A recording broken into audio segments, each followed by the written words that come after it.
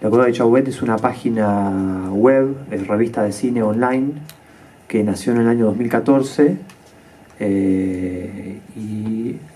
bueno, este es el primer libro que decidimos elaborar a partir de la experiencia de la página para volcar algo, digamos, ligeramente diferente a lo que se suele volcar en la página, haciendo textos más elaborados, de mayor extensión, digamos, ¿no?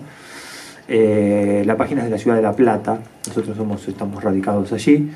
Y bueno, y el libro que estamos presentando lo denominamos como subtítulo una mirada multidisciplinar del cine, básicamente porque hay escribas de distintas disciplinas académicas, de filosofía, de sociología, de artes audiovisuales, de comunicación, que escriben en el libro, de literatura también.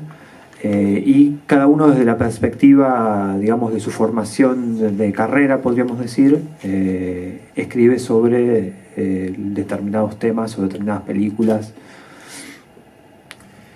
Bueno, a mí me gustaría primero comentar brevemente, muy brevemente, algunas impresiones que me dejó el libro, o algunos capítulos del libro que tuve oportunidad de leer desde Rosario, con algunos archivos que me habían enviado acá la gente, y el libro lo tuve en mis manos acá en el festival, ese hermoso libro que ustedes están viendo, y después hacer algún pequeño comentario relacionado con lo que vos estabas diciendo de lo que es, de los espacios que hay para publicar y para leer, y el espacio que se le da a la lectura de textos críticos sobre cine según de dónde provengan o según distintos aspectos que a veces condicionan un poco que esos espacios lleguen a mucha gente o tengan más o menos importancia que otros, ¿no?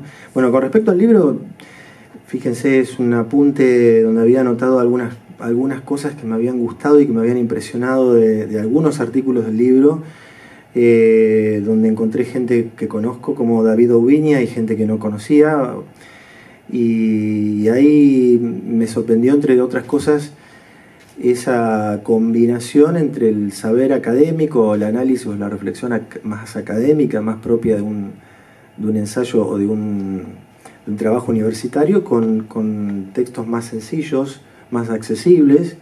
Yo por lo menos provengo más o ejerzo o intento ejercer la crítica o el análisis de cine más desde un punto de vista más periodístico, y veo que no, de ninguna manera me quedé afuera del libro, de esta publicación que tiene mucho de académica, como ustedes decían, que son grupos de una universidad, compañeros o colegas o amigos de una universidad, y encontré muchísimos puntos estimulantes que al azar anoté acá y que voy a mencionar algunos. Hay un Gustavo Provitina, creo que es, ¿no? Que escribe sobre la obra de Kieslowski y, por ejemplo, analiza los vasos comunicantes entre sus obras y encuentra dos elementos que son el teléfono y la ventana, y hace desde la admiración y el análisis hace un pequeño estudio sobre eso. Anoté acá también el trabajo sobre las distopías en el cine de Francisco Goin, en la que me sorprendió su dureza, digamos, con respecto a The Matrix y a la última escena de Blade Runner, entre otras cosas. Bueno, Ezequiel Duarte, que ha escrito sobre Cosmos y habla sobre un cine trascendente con reflexiones teóricas en las que deja impresiones muy aprovechables sobre la luz y la oscuridad. Rescata acá una frase que creo que es de Raúl Ruiz, del cine como lugar de la fogata, como aquellas, es como que hay digamos, un rito que se viene cumpliendo desde hace siglos, desde siglos antes que existiera el cine. De Ubiña hay una frase hay cine más allá del cine, donde habla de Alexander Kluge. Jorge Acef, que habla de Babel y de la aldea global, y de Perdidos en Tokio, y subrayé hay una frase que me llamó la atención: Blade Runner ya no es ciencia ficción, por ejemplo. Entonces fíjense incluso como los pocos elementos que yo voy dando, como van de directores más a menos conocidos, películas reconocibles o más más conocidas por iniciados, podríamos decir. Hay un poco como de todo, podríamos resumir en eso. Por ejemplo, Álvaro Fuentes se ocupa de unos cortos de una realizadora que yo desconocía, que es Guillermina Pico, ¿no? Y habla de su vocación exploratoria, de sus contactos con la filosofía. A mí, por ejemplo, disciplinas como la filosofía o la relación o el contacto del cine con la filosofía es algo que no estoy demasiado acostumbrado, entonces el libro me sirve para iluminar esas zonas que todavía tengo como vacías, podemos decir. Se habla de Yorgos Lanthimos, no sé si lo estoy diciendo bien, que ahí recordé cuando leí ese artículo que en un festival de Mar del Plata algunos años atrás, un colaborador mío, porque ya todo esto creo que me salté el pequeño dato de que yo tengo en Rosario un sitio de cine que se llama Espacio Cine, y había escrito sobre una película de este director que yo no conocía, pero me acordé del nombre, busqué lo que había escrito. Y bueno, y también había anotado acá que Mariano Vázquez y Gonzalo Fede Surbia, ¿sí?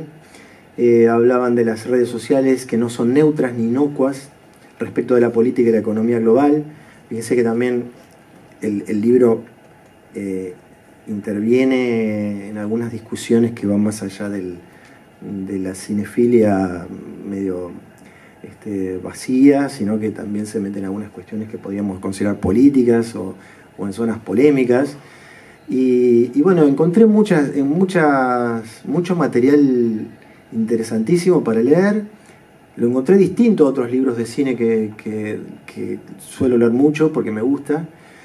Y además me sorprendió cuando lo vi acá, el diseño y la presentación tan linda que tiene el libro. Me llama la atención como frente a una Argentina en la cual les cuesta a las revistas de cine tener cierta continuidad, que las publicaciones no siempre se pueden mantenerse en el tiempo, o que para mantenerse en el tiempo tienen que acudir a determinadas prácticas que por ahí las transforman más en un espacio de publicidad o cosas por el estilo que en espacio de crítica. Como una instancia tan feliz como la del Festival de Mar del Plata nos permite asistir a la presentación de un libro como este. Y estaba viendo, ¿no?, un poco repasando todos los eventos que tuvieron, cuántas miradas tan distintas en torno al cine en distintos libros que se han presentado acá en Mar del Plata, digo, ¿no? Porque está el libro de Leonardo Espósito, 50 películas para ser feliz, que sin duda tiene una mirada muy distinta a la de La Cueva de Chauvet, la revista de cine, Cinéfilo, que se presentaron sus ejemplares en papel, como uno a pesar de todo y es medio viejo le sigue gustando, por más que está buenísimo esto de poder leer desde cualquier punto del planeta, que acá no hay interior, exterior, Argentina o el mundo, si uno puede leer en directo en todo momento. Lo mismo el hecho físico de tener un objeto, aparte un objeto lindo como este en la mano, le causa un placer extra. Me parece que eso es un motivo de alegría, ¿no? Y me parece, por eso te decía Álvaro, cuando me decía, me siento sorprendido y feliz por el hecho de que haya una obra como esta que efectivamente podamos disfrutar y que interrogue al público, que se acerque al público. Y confieso, digo, la parte de sorprendido, te dije sorprendido, feliz, la parte de sorprendido es porque posiblemente yo no me hubiera acercado a un libro que por ejemplo uno de los títulos de algún capítulo es en torno a la poiesis del protocine. Confieso que me es bastante ajeno esto, y esto que vos hablabas de sentirme un poco extranjero respecto del mundo por ahí de la filosofía, tiene que ver muchas veces con determinados prejuicios, desconocimientos, y me parece que justamente esto es lo que enriquece. Viendo los distintos capítulos del libro, que también los fui viendo por separado y después acá en Mar del Plata un poquito a la noche, un poquito entre cola y cola de ver películas, fui leyendo. Efectivamente tienen distintas miradas que como en toda obra colectiva hay algunas que nos resultan más cercanas y más interesantes y otras un poco menos. A mí en términos generales veo como que hay dos lineamientos claros en cuanto a acercamiento a los distintos temas por parte de los escribas y que tienen que ver con que en determinados puntos hay algunas notas que se relacionan en el cine casi como una herramienta para corroborar determinados conocimientos previos traídos de sus ciencias propias, y hay otros que por el contrario parten del cine para utilizar las herramientas que tienen de ese conocimiento previo de las ciencias en las cuales son especialistas. Me quedo más con esta segunda línea de artículos, pero efectivamente me parece que un poco como nos pasa cuando nos acercamos al cine, cuando estamos en una instancia tan feliz como la del Festival de Mar del Plata, como la de presentar un bello libro como este, y tiene que ver con perder determinados prejuicios, ¿no? Ahora, el fin de semana pasado pudimos ver El Caballo de Hierro de John Ford con música en vivo, y hay mucha gente que sigue pensando que una película muda, una película en blanco y negro, pero ¿cómo me voy a acercar a esto? Yo diría, ¿cómo me voy a acercar a un libro que tiene un capítulo que se llama En torno a la poiesis del protocine? Y uno se lo pierde, uno es el que se lo pierde. Justamente me parece que lo que propone el libro es este juego con distintas ciencias, estas distintas miradas, y eso es lo que nos enriquece, y eso es lo que nos da más herramientas para disfrutar más el cine, que por lo menos a mí es lo que más me importa. Digo esto porque por ahí uno puede tener una mirada priorística que en principio lo expulsa, o me estoy confesando, yo puedo tener una mirada priorística que me puede expulsar y decir, no, pero esto es un plomo, ¿por qué la complican tanto? Si a mí me gustó o no me gustó, como también hay alguna nota del libro que se refiere a este punto, y sin embargo es un libro que resulta muy disfrutable, que nos da más herramientas y que nos abre esta puerta que nos permite mirar desde otro lado, que es lo que nos permite siempre el cine, acercarnos de distintas maneras. Yo recuerdo acá en el Festival de Mar del Plata cuando vi la primera película de Oliveira, la primera que yo había visto, que me quedé totalmente afuera y me quería matar, y en realidad antes de matarme quería matar a toda la gente que había en la sala. Sí, aclaramos, Manuel de Oliveira, director portugués, que murió el año pasado, tenía 106 años, si no me equivoco, y estuvo filmando películas hasta el final. Exactamente, que este año se da acá un documental que había guardado especialmente. Sí, que filmó en el 80 Visita o Memorias y Confesiones, que es increíble. Lo hizo en el 81-82 y lo dejó como para que se exhibiera solamente después de su muerte. Bueno, y este tipo que me pareció absolutamente ajeno, intolerable y me quería matar, hoy en día es uno de mis directores favoritos, y me parece que esto es lo que siempre debemos estar dispuestos a enriquecernos, porque nos conviene, porque nos permite disfrutar de otras cosas, y me parece que esto es lo que pasa con un libro como La Imagen Primigenia, que nos interroga desde otro lado, nos abre otras puertas, nos abre otras ventanas. Eso está muy bien.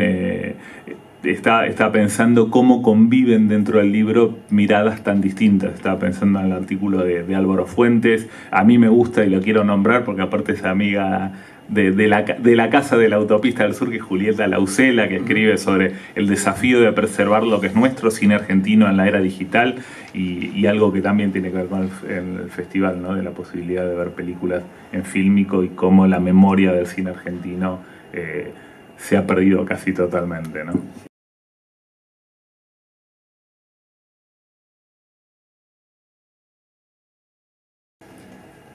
Y simplemente querría agregar que sí, que no es nada fácil ejercer la crítica y lograr un espacio, lograr más lectores y más que te den más importancia trabajando desde el mal llamado interior del país.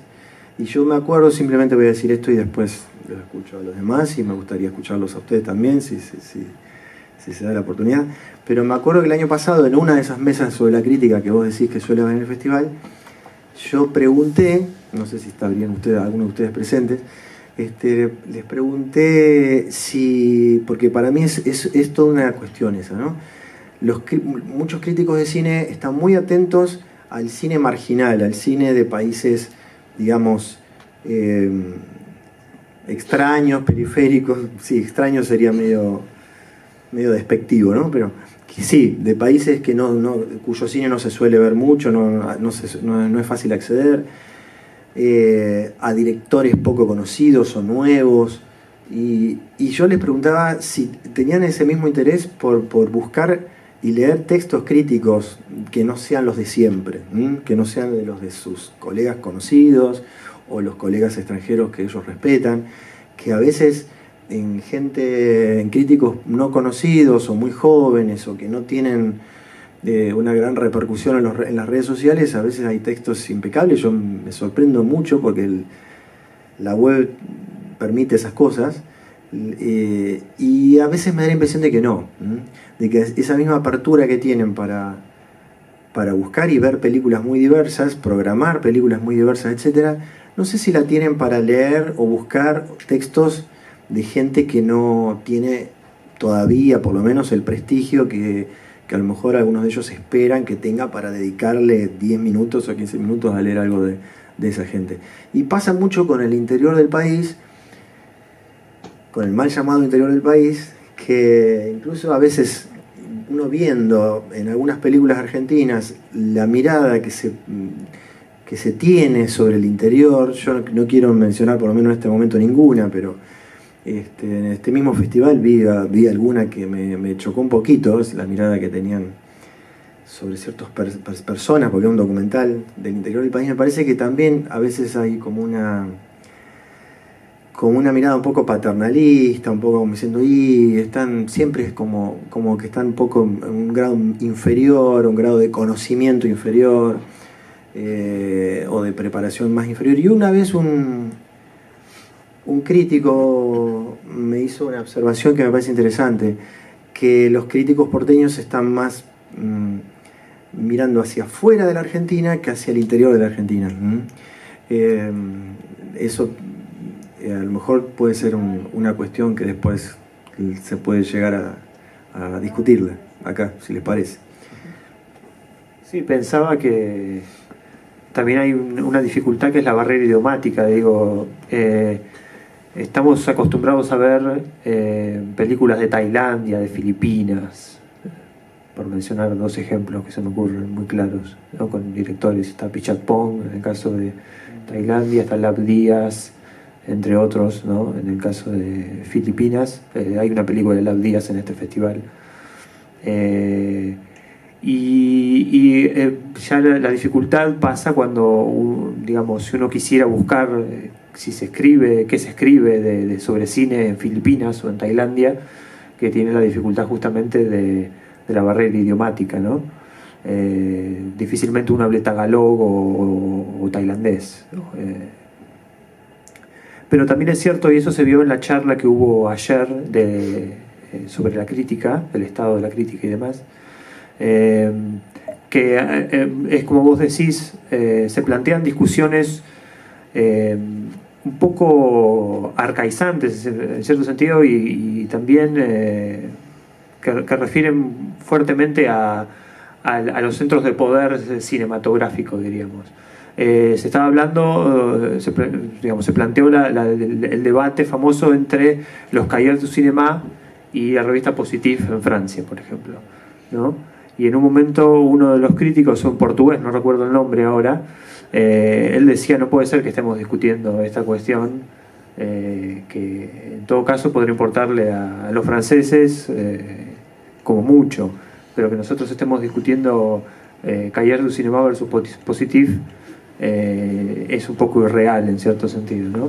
Pero seguimos viendo de alguna manera cómo todo el tiempo estamos con esa necesidad de referir a lo que ocurre en Francia en este caso, en alguna medida también a veces Estados Unidos, si bien hay como una mirada más despreciativa desde parte de la crítica hacia Estados Unidos, como diciendo esto solamente es el show, es Hollywood en el sentido más, digamos, estereotipado de lo que uno puede entender sobre Hollywood, ¿no?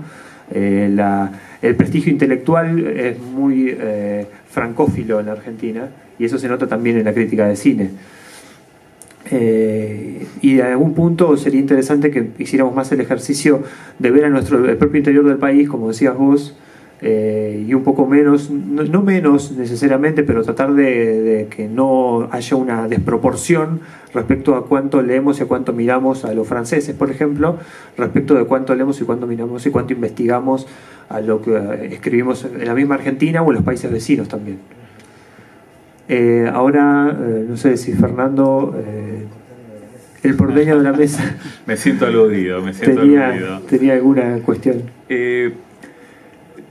Había pensado por otro lado, pero ahora me engancho con lo que están diciendo ustedes. La verdad que es un gusto estar acá. A mí lo que me sucede con estas discusiones y estas mesas que se reiteran en relación con la crítica, me parece que a veces hay cierto abuso de mirarnos a nosotros mismos y hablar de cuestiones casi internas, esto es hablar críticos sobre críticos, y me asusta un poco que a veces casi que se deja de lado el público sin dudas, y a veces hasta el propio cine. Me parece que esto me asusta un poco, porque efectivamente, sea porque el canon nos viene dado para determinados tipos de crítica, como vos decías, desde Francia, dentro del país podrá ser Buenos Aires respecto del resto, ese rol que en algún momento cumplió y creo que dejó de cumplir la revista El Amante, por ejemplo, y esa cosa de certificación de calidad respecto a lo cual lo que había que decir o pensar tenía que ver con lo que se decía o pensaba en tal o cual lugar. Y en esto, esta reiteración de mesas me parece que tiene que ver con cierto ombliguismo. A mí me tiene un poco cansado eso. Ahora vos hablás del programa de Canal A, que hicimos una mesa de críticos y justamente lo que tratamos de hacer era, a ver, no hablemos, parecía una reunión de consorcio o un debate gremial, casi diría, que se terminaba hablando de por qué cobraban o no cobraban ciertos críticos, y los críticos viejos que dicen yo antes trabajaba de tal manera y ahora quienes publican gratis por internet me están sacando el trabajo. Este tipo de cuestiones que a mí me da un poco casi de tristeza discutirlas en público, más allá que todos necesitamos dinerillos para poder sobrevivir. A mí me gusta esta idea de seguir pensando y disfrutando el cine, seguir enganchándose con esta circunstancia, y más allá del valor que tiene cada uno de nuestros aportes, de nuestros textos, de nuestras críticas, pensar que si hacemos crítica de cine y no solo ensayado, también estamos pensando en nuestra relación con el cine y con el público.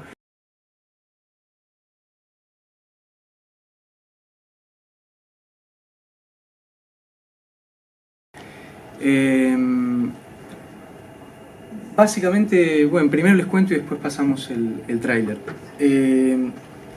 La hipótesis podría ser la siguiente. Hubo un divorcio en algún momento de la historia del análisis del cine entre el pensamiento académico o los saberes más específicos, como podían ser la filosofía, como podían ser las teorías de la comunicación, la psicología, y el análisis de cine. Primero, en los comienzos, sí se aplicaban esos saberes al análisis de cine, en los comienzos del siglo XX, acompañando el surgimiento del cine, con pensadores como por ejemplo, Béla Balázs o George Lukács, que son dos húngaros que analizaban, por ejemplo, el cine como lenguaje.